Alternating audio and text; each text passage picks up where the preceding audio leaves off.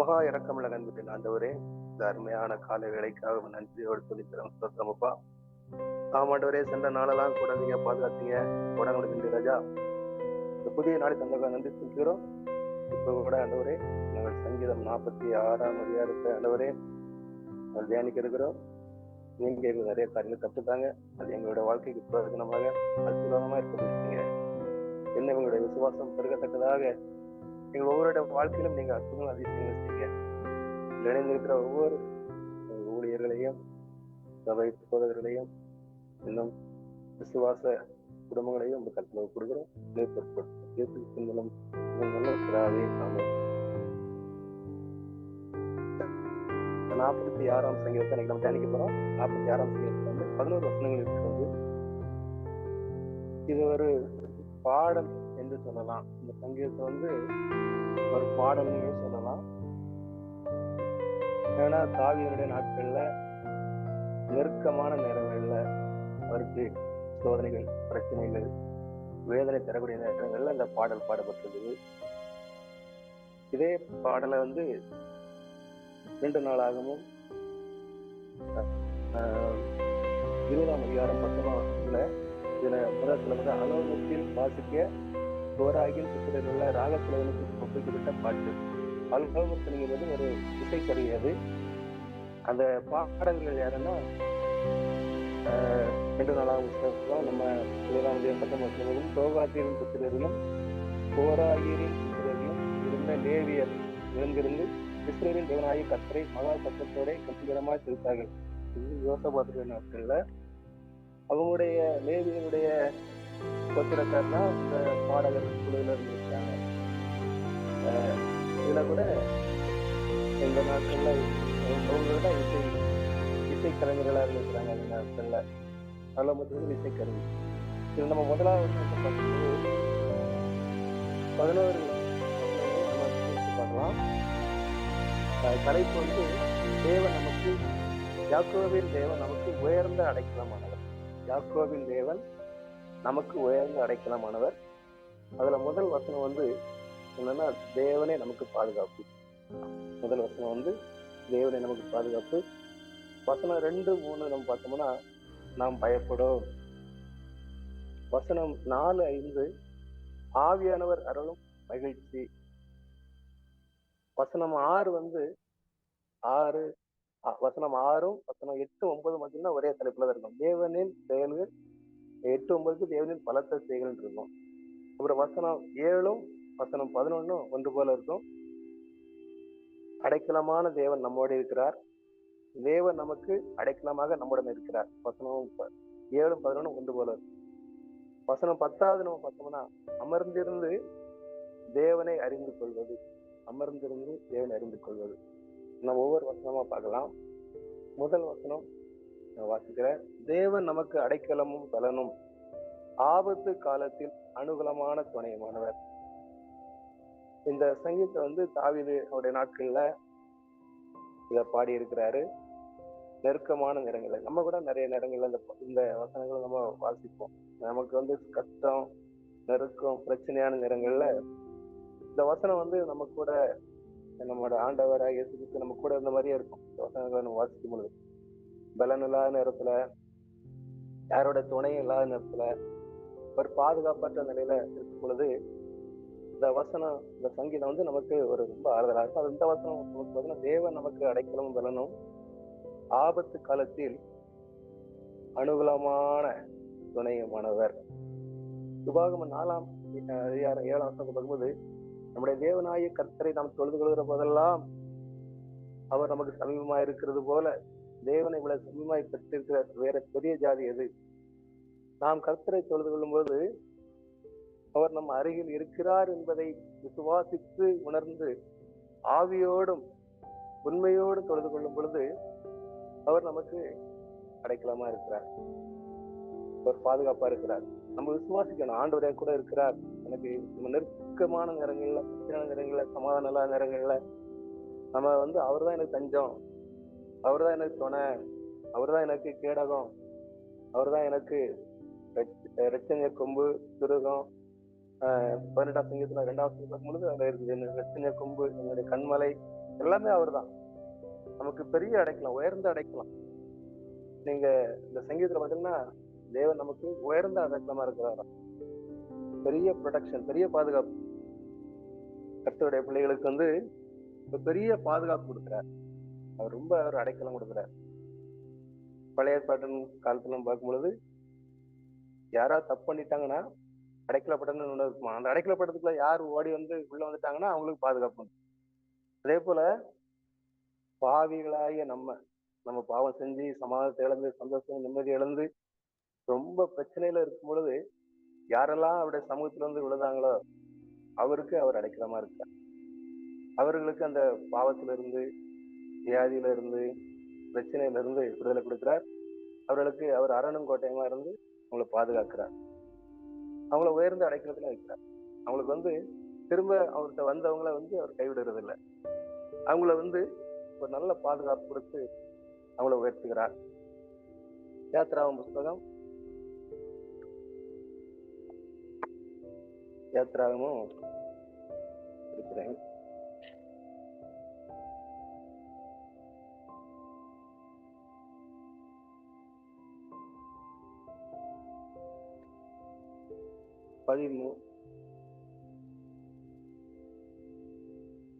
யாத்ராகமம் 14ஆம் அதிகாரம்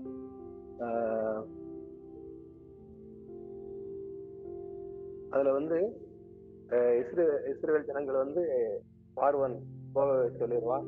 போக சொன்ன பிறகு ஜனங்கள் எல்லாம் வராங்க. மோசையை வழிநடத்தி வராரு. முன்னாடி செங்கடல் இருக்குது, பின்னாடி வந்து பார்வன் பின்னாடி வந்து 600 ரதங்களோடும் அவருடைய சேனைகளோட பின்தொடருகிறான். இப்ப முன்ன போனா செங்கடல் இருக்குது, பின்னாடி அவனுடைய சேனைகள். ஜனங்கள்லாம் முறுமுறுத்தாங்க. 14ஆம் அதிகாரம் நம்ம 13 இருந்து நம்ம பார்க்கலாம். அதை ஜனங்களாம் முறுமுறுக்காங்க.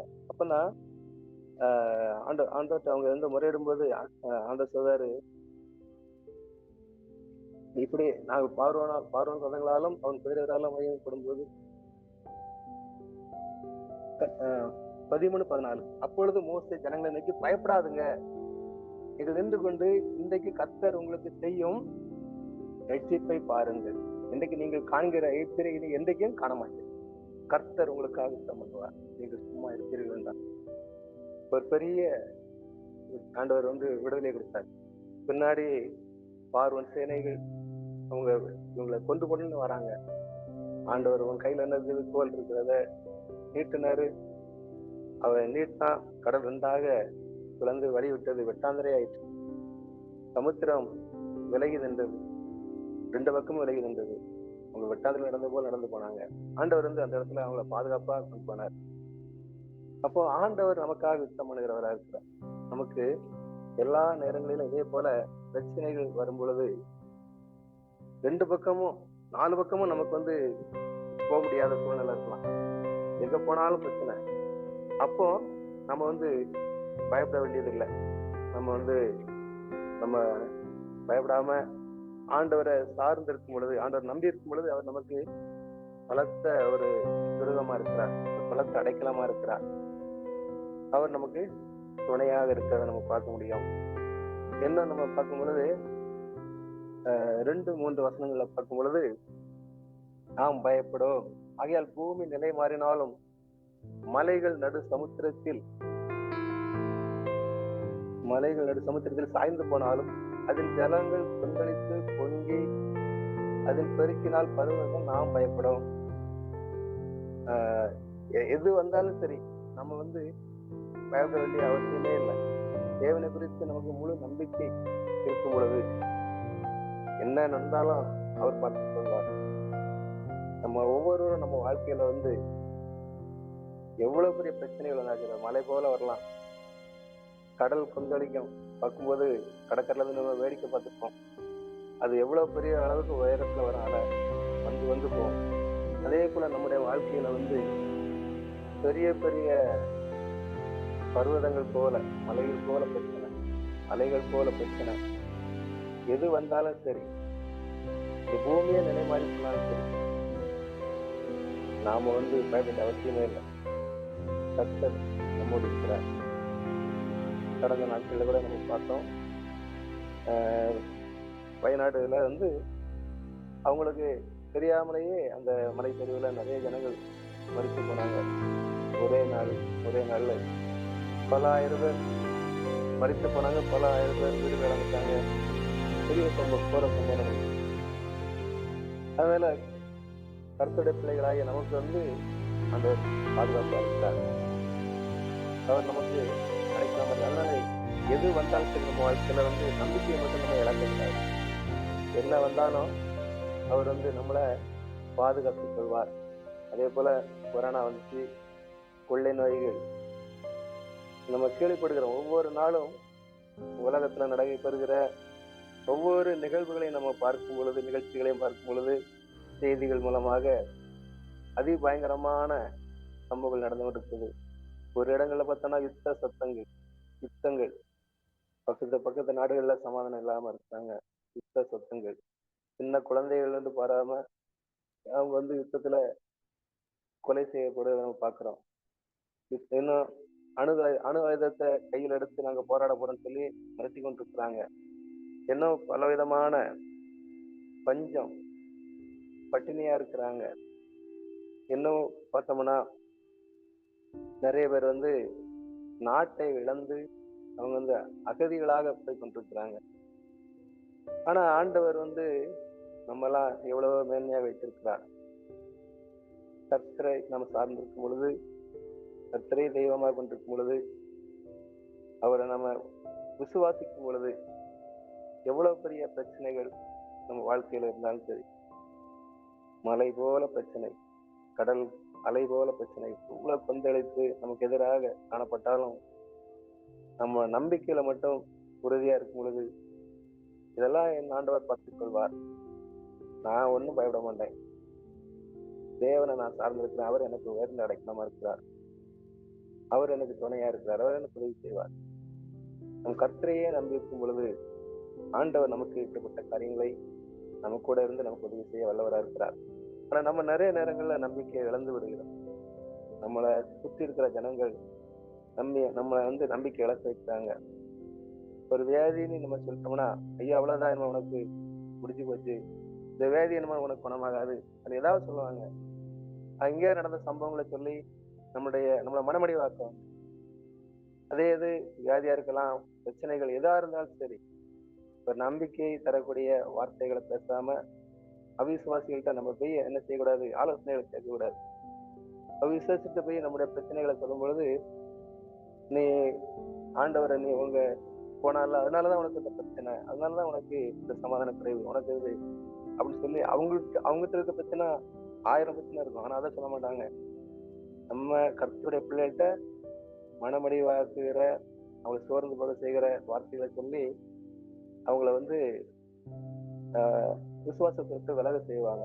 அதனால நம்ம அப்படிப்பட்டவங்ககிட்ட இல்லாதபடி விசுவாசத்தோடு நம்பிக்கையோடு காணப்படுகிற ஜெபிக்கிற சகோதர சகோதரி நம்ம நட்பு இருக்கும் பொழுது அவரோடு நம்ம நல்ல ஆலோசனையை கேட்டு நம்ம தைரியமா இருக்கலாம். ஒன்றும் செய்யாது. நீங்க சில மருத்துவத்தை போனீங்கன்னா அவர் மருத்துவம் சொல்லாமலே செய்யாமலேயே குணமாகும். அவர் அப்படி நம்பிக்கையை தரக்கூடிய வார்த்தையை பெற்றார். அப்படிதான் நம்முடைய ஆண்டவரும் யாரெல்லாம் அவர்கிட்ட இனிமே நான் நிருகதி ஆயிட்டேன், எனக்கு ஒண்ணுமே இல்லை, எல்லாத்தையும் இழந்துட்டேன், எல்லாம் போயிட்டு இனி என் வாழ்க்கையில எதுவுமே இல்லை, என்னால இனி வாழ முடியாது, என்னால இன்னும் ஒரு ஸ்டெப் கூட எடுத்து வைக்க முடியாது, அப்படிப்பட்ட சூழ்நிலையில நம்ம ஆண்டவர் சமூகத்துல யாரெல்லாம் வந்திருக்காங்களோ அவங்கள ஆண்டவர் கை தூக்கி இருக்கிறார். அவர் ஒரு காலம் அவர்கிட்ட வந்தவங்கள கைவிட்டதில்லை. அவர்கிட்ட வந்த ஜனங்கள் ஒரு நாள் கெட்டு போனதில்லை. அவங்க சந்ததியும் பெருகி கொண்டே இருப்பாங்க. ஆண்டவர் ஆபிரகாம் அழைக்கும் பொழுது ஒரு தனி மனிதனா இருந்தார். இல்ல மனைவியும் தாராளங்களும் வந்தாங்க, கூடாரவாசியா இருந்தாங்க. அவர் சொன்னது போல அவர் அவங்க சந்ததியை கழுவிட்டு பண்ணார். அவருடைய சந்ததியில தான் யாக்கோபின் தேவன் நமக்கு உயர்ந்து அடைக்கணும் பார்க்கிறோம். நீங்க அடுத்த நம்ம பார்க்கும் பொழுது 6ஆவது வசனத்துல வந்து 6ஆவது வசனம் பார்த்தோம்னா 8, 9, 6, 8, 9 பார்த்தீங்கன்னா தேவனின் பலத்த செயல்கள். தேவன் அதன் நடுவில் இருக்கிறார், அது அசையாது, அதுக்கு முன்பதாக 4-5 பார்த்துக்கலாம். 4-5 வந்து ஒரு நதி வந்து அது நீர்க்கால்கள் தேவனுடைய நகரத்தையும் உன்னதமானவர் வாசம் பண்ணும் பரிசுத்த ஸ்தலத்தை சந்தோஷத்துக்கும் தேவன் அது நடுவில் இருக்கிறார். அது அசையாது. அதிகாலையில தேவன் அதுக்கு சகாயம் பண்ணுவார். இதுல நம்ம பார்த்தோம்னா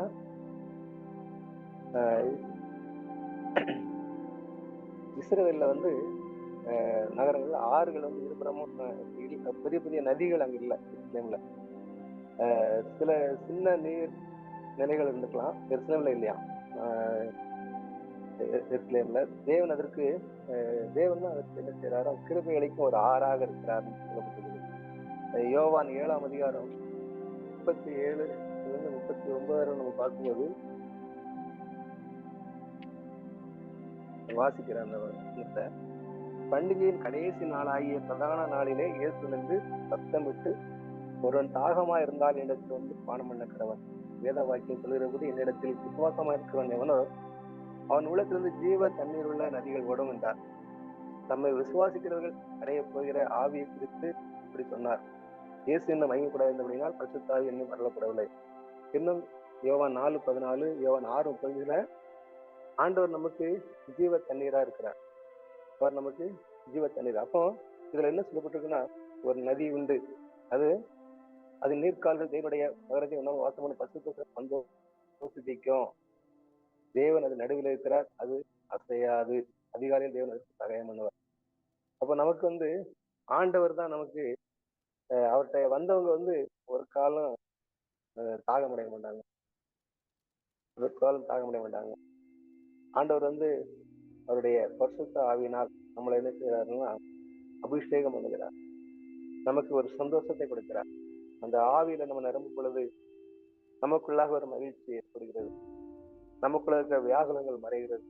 நம்ம ஆண்டோட சமூகத்துல போய் பிரசனத்தோடு வேண்டிக் கொள்ளும் பொழுது ஒரு தெய்வீக சமாதானம் நமக்குள்ளாக வந்து இறங்குகிறது. அதுதான் அந்த நதி மேசியா. அவர் வந்து பரிசுத்த ஆவியானவரா நம்ம மீது இறங்கும் பொழுது நமக்குள்ள இருக்கிற எல்லா பிரச்சனைகளும் மாறுகிறது. நமக்கு ஒரு சமாதானத்தை அவர் தருகிறார். அவர் உலகம் தரக்கூடாத சமாதானத்தை அவரால் தர முடியும். இந்த உலகம் தராது. நம்ம உறவினர்கள் யாரோ பிள்ளைகள் யாரும் இந்த சமாதானம் தர முடியாது. ஆனா இயேசுகிட்ட வந்தவங்களுக்கு அவர் தாகத்தை தீர்க்கிறார். அவர் தாகத்தை தீர்க்கிறார். அவர் நமக்குள்ள இருக்கும்போது நம்மளை யாரும் அசைக்க முடியாது. அவர் நமக்கு அப்படிப்பட்ட ஒரு தேவனா இருக்கிறார். அவர் நமக்குள்ள வாசம் பண்ணும் பொழுது, நமக்குள்ளாக இருக்கும் பொழுது எதுவும் நம்மளை என்ன செய்ய முடியாதுன்னா அசைக்க முடியாது. ஒவ்வொரு நாளும் நம்ம ஆண்டோடைய சமூகத்துல அதிகாலையில நம்ம அவரை தேடும். அதிகாலையில அவர் தேடும் பொழுது அவர் நமக்கு சகாயம் பண்ணுகிறவரா இருக்கிறார். ஒவ்வொரு நாளும் நம்ம வந்து எழுந்திருந்து அதிகாலையில நேரப்பட எழுந்து நம்ம அவரை துதிக்கணும், அவரை மகிமைப்படுத்தணும். யோசபாத்துடைய நாட்கள்ல அதே 2 நாளாகும் 20ஆம் அதிகாரத்துல அவங்களுக்கு வந்து அம்மோன் புத்திரரும் மோக புத்திரரும் யுத்தத்துக்கு வராங்க. அங்க பாடகர் குழு வச்சு பாடுறாங்க. மக்கள்லாம் முதல்ல பயப்படுறாங்க. யோசபாத்துட்டு பயப்படுறாரு. சொல்லி ஜனங்களை ஜெபிக்க சொல்றாரு. அப்புறம் பயப்படாதுங்க சொல்லிட்டு அதுல 15-22 வசனத்தை நம்ம பார்க்கும் பொழுது அதுல வந்து அதுல குறிப்பா 22 வசனம், அவர்கள் பாடி துதி செய்ய தொடங்கின போது யூதாவுக்கு விரோதமாய் வந்து பதிவிருந்த அம்மோன் புத்திர மோவாபியரையும் சேயீர் மலை தேசத்தார் ஒருவருக்கு விரோதமாய் ஒருவரை கர்த்தர் எலும்பு பண்ணினதினால் அவர் வெட்டுண்டு வந்தாரு. பாடி துதிக்கும் பொழுது ரெண்டு பேர் வராங்க. 2 பேரு இஸ்ரவேலுக்கு எதிராக வராங்க. அவங்களுக்குள்ளே யுத்தம் வந்துட்டு, அவங்களுக்குள்ளே கை கலகம் வந்துட்டு, அவங்களே ஒருவருக்கு ஒருவர் வெட்டிட்டு இருக்காங்க. அதே போல நமக்கு விரோதமா பிசாசு எழும்பலாம், சத்துருக்கள் நம்மளுக்கு விரோதமா வரலாம். ஆனா நம்ம அதிகாலையில ஆண்டவர் சமூகத்துல போய் உட்கார்ந்து ஆண்டவரை அந்த தினத்துக்காக ஆண்டவரை பாடி துதிக்கும் பொழுது ஆண்டவர் நமக்காக யுத்தம் பண்ணுவார். ஆண்டவர் நமக்காக சகாயம் பண்ணுவார். ஆண்டவர் நம்ம கூட இருப்பார். மனவர்களே, அதனால நம்ம வந்து பயப்பட வேண்டிய அவசியம் இல்லை. நம்ம வந்து ஒவ்வொரு நாளும் அதிகாலையில் நம்ம ஆண்டோட சமூகத்துல நம்ம நேரப்பட எழுந்து ஆண்டோட தேடுதலாக காணப்பட வேண்டும். இன்னும் அதே சங்கீதம் 47:7-11 பார்க்கும்போது, சேனைகளின் கர்த்தர் நம்மோடு இருக்கிறார், யாக்கோபின் தேவன் நமக்கு உயர்ந்த அடைக்கலம். சேனைகளின் கர்த்தர் நம்மோடு இருக்கிறார், யாக்கோபின் தேவன் நமக்கு உயர்ந்த அடைக்கலம். அவர் நமக்கு ஒரு உயர்ந்த அடைக்கலமா இருக்கிறார், நமக்கு பாதுகாப்பா இருக்கிறார். அவர் நமக்கு நம்ம இப்போ சொன்ன 2 நாளாகமம் 20ஆம் அதிகாரம் 15-22 பார்க்கும்போது, அது 15-17 வரை பார்க்கும் பொழுது, அவர் நமக்கு நீங்க நீங்க சும்மா இருங்க, நீங்க யுத்தம் பண்ண வேண்டியதில்லை, நமக்கு வேலை ஜெபம் பண்ணணும், விசுவாசம் வைக்கணும். அவர் பார்த்து சொல்வார். நமக்கு எதிரிகள் ஒன்றெல்லாம் போவாங்க. நமக்கு அவர் ஈட்டிய ஒடிச்சிருவாரு. அதுக்கப்புறம் பார்த்தீங்கன்னா பூமியின் கடைமட்ட யுத்தங்களை ஓய பண்ணுகிறார், ஈட்டியை முறிக்கிறார், ரதங்களை வெடித்தினால் சுட்டரிக்கிறார். நமக்கு உயர்ந்த ஒரு பாதுகாப்பு அவர் ஒருவராலும் தர முடியும். அதுதான் ஒரே வசனமா இருக்கும். 7ஆம் வசனம் 14 தேவன் நமக்கு யாக்கோபின் தேவன் தேர்ந்தெடுக்கும். ஆபிரகாம், ஈசாக்கு, யாக்கோபு, முத்ததாக்கு இஸ்ரவேலர்கள் அவங்களதான் இயேசு கிறிஸ்து ஊழியம் செய்யும்போது கூட அவங்களதான் நாங்க விசுவாசிகள்னு சொல்லுவாங்க. அவங்களதான் அவங்க அவ்வளவுக்குள்ள அந்த 3 பேரும் ஆண்டவரை கீழ்ப்படிந்தாங்க, அவனுடைய நியமங்களையும் கட்டளையும் கை கொண்டாங்க. ஆபிரகாம், ஈசாக்கு, யாக்கோபு அவனுடைய வார்த்தை கீழ்ப்படிந்து நடந்தாங்க. அதனால அவங்களுக்கு ஆண்டவருடைய பாதுகாப்பு இருந்தது. ஆண்டவர் சந்ததியை பழுகி பெருக பண்ணார். நாமும் கூட நம்முடைய வாழ்க்கையில அவருடைய உயர்ந்த அடைக்கலத்தை பெற்றுக்கொள்ள வேண்டுமானா அவருடைய வார்த்தைக்கு கீழ்ப்படியணும். அப்போதான் அவருடைய நியமங்களையும் அவருடைய கட்டளையும் கை கொண்டு நடக்க நம்ம ஆசைப்படணும். ஒவ்வொரு நாளும் நம்ம அதன்படி நடக்க விரும்ப வேண்டும். அப்போ அவர் நமக்கு ஒரு உயர்ந்த பாதுகாப்பை நமக்காக கொடுக்கிறார். நமக்காக தேவ சேனைகள், நமக்கு தேவதூதர்கள் இருக்காங்க. நம்ம கீழே விழுந்தா கூட தாங்கி கொள்ள சொல்லித்தன சங்கீதம் இருக்கும். கீழே விழுந்தா தாங்கி கொள்ள தேவதூதர்கள் இருக்காங்க. நமக்கு விரோதமா எந்த ஒரு ஆயுதமும் எழுத முடியாது. ஆண்டவர் பார்த்துவார், எல்லாத்தையும் முறிச்சு போட்டுவார் ஆண்டவர். நமக்கு எதிராக வர பிரச்சனைகளை எல்லாத்தையும் அவர் எடுத்து போட்டுவார். அதனால நாம பயப்பட வேண்டியதில்லை. அதே போல 8ஆம் வசனம் பார்க்கும்போது அது ஒரு வரலாற்று நிகழ்ச்சிகள் தான். அங்கங்க பூகம்பம், பிறகு நடக்குது, சுனாமி வர்றது, இப்படிப்பட்ட நிகழ்வுகள்லாம் கண்டு நம்ம உலக நிகழ்ச்சிகளை நம்ம பார்க்கிறோம், அன்றாடம் பார்க்கிறோம். ஆனா நாம பயப்பட வேண்டிய அவசியமே இல்லை. நம்ம தைரியமா இருக்கலாம். அதுதான் அங்க சொல்லப்பட்டது. 10ஆவது வசனம் என்னன்னா அமர்ந்து இருக்க, அவனுடைய சமூகத்தில் நம்ம அமர்ந்து இருக்கணுமா, அமர்ந்து இருக்கணும். நம்ம பொறுமை இழந்துடக்கூடாது. கர்த்தர் மேல விசுவாசம் வைக்கும் பொழுது நம்ம என்ன செய்வோம்னா, சங்கீதம் 62:5 என் ஆத்துமாவே தேவனை நோக்கி அமர்ந்திரு, நான் நம்புகிறது அவராலேயே வரும். அவர் சமூகத்துல அமர்ந்திருக்கணும். ஆனா 47ஆம் சங்கீதம் 1ஆம் வசனத்தை நம்ம பார்க்கும் பொழுது சகல ஜனங்களை கைகொட்டி தேவனுக்கு முன்பாக கம்பீர சத்தமாய் ஆர்ப்பரிகள் சொல்லியிருக்கிறார். இந்த இடத்துல அமர்ந்தீர்கள் சொல்லியிருக்கிறார்.